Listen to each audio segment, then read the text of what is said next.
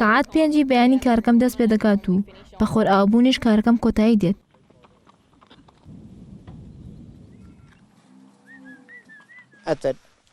لەو تەمەنەدا یاخود مناڵەکان بچووکترن پێویستە شتەکان یارمەتیان بدەین و بەردەوام بین لێ، چونکە لەو تەمەنەدا زیاتر بیر لە چوون بۆ ئاهەنگەکان دەکەنەوە. پێویستە گرنگیشی زۆر پاک و خاوێنیان بدرێت بە هاوشێوەی منداڵەکان، نابێت بە شێوازێکی خراپ مامەڵەیان لەگەڵ بکرێت.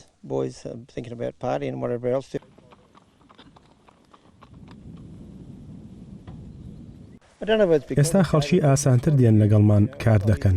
پێدەچێت ئەوە پەیوەندی بە بڵاوبوونەوەی ڤایرۆسی کۆرۆناوە هەبێت. پێم وایە ژمارەیەکی زۆر لە خەڵکی خواستیان لەسەر ئاژەڵداری و کشتتوکاڵ هەیە، چونکە ئەم دۆخە کاریگەری لەسەر ئەم دوو کەرتە کەمترە.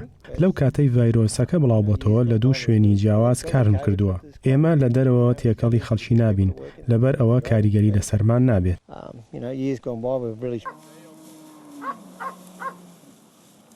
بەدڵنیاییەوە بەهۆی بڵاوبوونەی ڤایرۆسی کۆرۆنا بەشێکی زۆری خوێندنگە و ناوەندە زانستیەکان شوێنەکانیان داخراون. شتێکی ئاساییە گەنجەکان ڕوو لە شوێنی تر دەکەن.